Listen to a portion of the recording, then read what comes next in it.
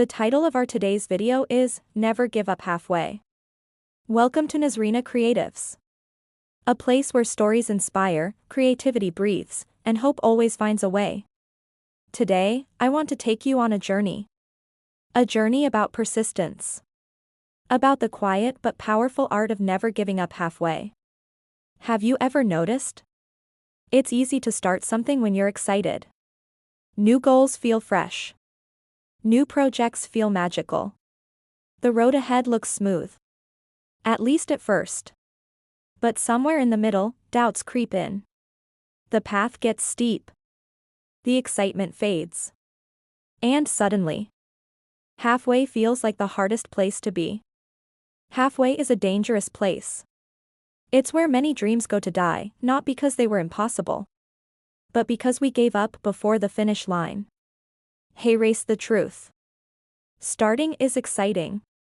Finishing is satisfying. But the middle. The middle is where champions are made. Think of a sculptor. At first, the block of stone is unshaped. And every strike of the chisel feels like progress. But halfway through, the vision isn't complete. It looks messy. It's tempting to stop and say, maybe this isn't going to work. But if the sculptor quits halfway, the masterpiece is lost forever. Thomas Edison tested thousands of ways to make a light bulb work. He didn't stop halfway after hundreds of failures.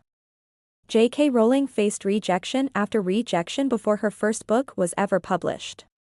If she quit halfway, Harry Potter would never have existed. Colonel Sanders was turned down over 1,000 times before someone believed in his fried chicken recipe. They all shared one trait. They didn't stop in the middle.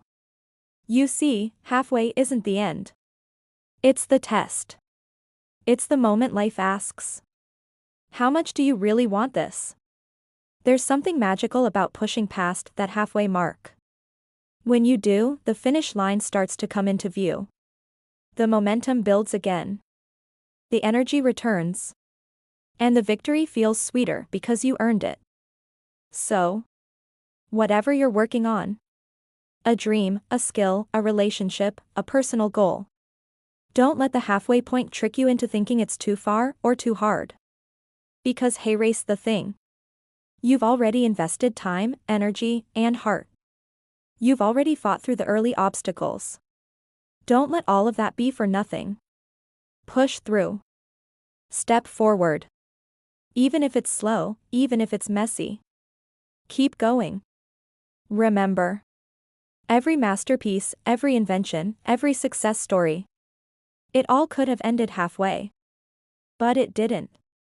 Because someone refused to stop. So when you feel tired, when you feel like quitting, look at how far you've already come.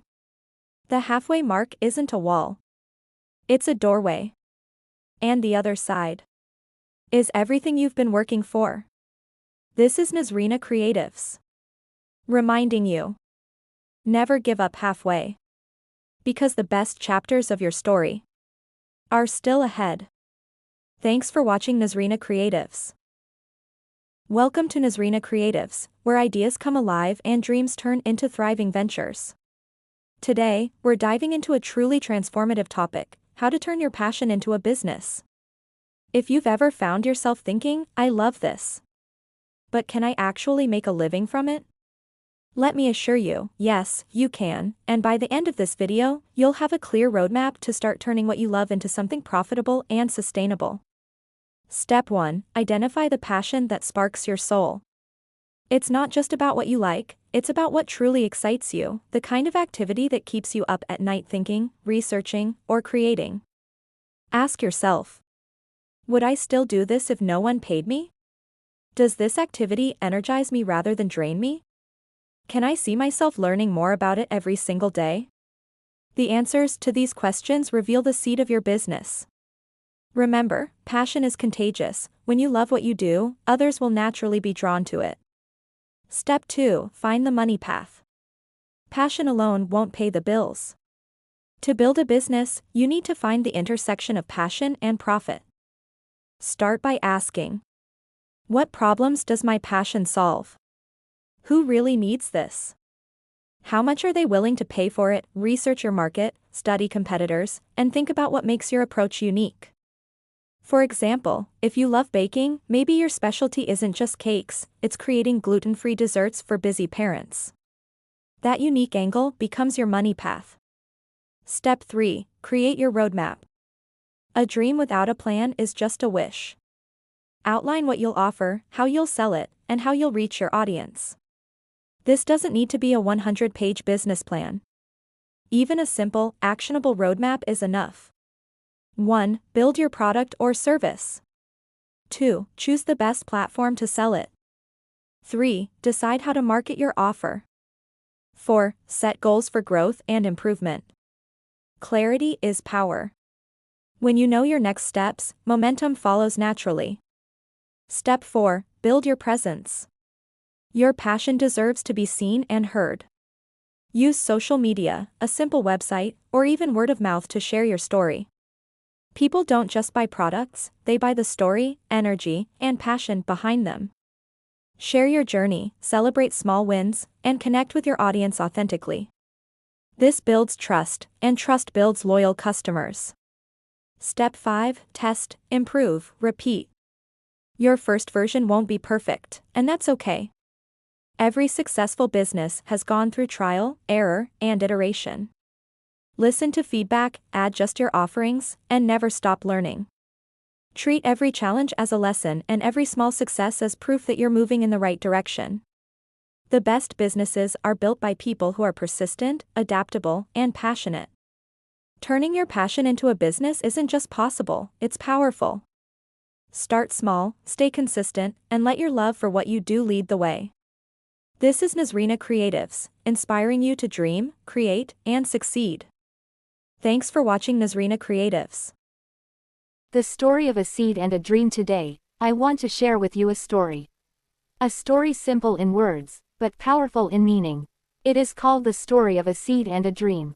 Once upon a time, in a small quiet village, there lived a young woman who carried something in her hand. It wasn't gold, it wasn't silver, it wasn't a sparkling jewel. No, it was just a small, ordinary seed. To most people, it was nothing. Just a tiny thing, so small it could slip between the cracks of your fingers. But to her, it meant everything. Because that seed was more than just a seed, it was a dream. A vision, a possibility waiting to unfold. She looked at it and whispered, "One day, you will grow." But dreams, like seeds, don't grow overnight. Every day, she would walk to a patch of earth where the soil was dry, and the sun shone gently. She bent down, placed the seed in the ground, and covered it carefully with her hands. That was her first act of faith, planting something that could not yet be seen. From that day forward, she made a promise to herself: she would water it daily with her effort. She would guard it with her patience. She would protect it with her faith, even when others mocked her. The villagers often laughed at her. "Why waste your time on something so small?" they asked. "Seeds don't always grow. Dreams don't always come true." But she smiled quietly and kept tending to her little patch of earth. You see, she understood something powerful: that everything big always starts small. That the mightiest tree was once a fragile seed. And that dreams, just like seeds, must first grow roots in the dark, hidden away, before they can rise into the light.